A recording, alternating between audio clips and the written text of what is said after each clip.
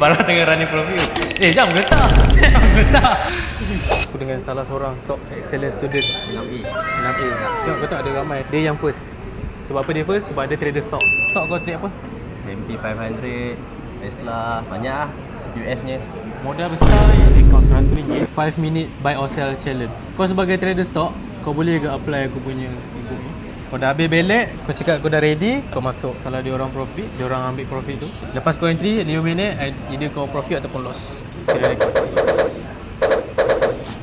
Boleh close sekarang ke? Oi, entry terus nak close 5 minit 5 minit. Kalau kau nak close sekarang boleh ke? Dia biar dulu, dia biar dulu. Baru tengah running profit. Jam getah. Jam getah. Ni vaccine tu!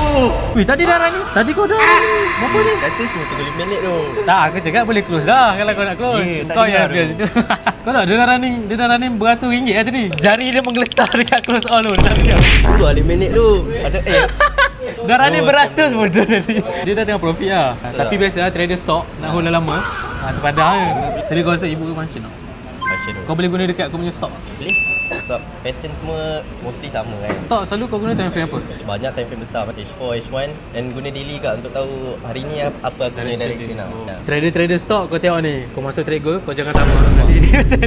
Aku kena pressure aku kena pressure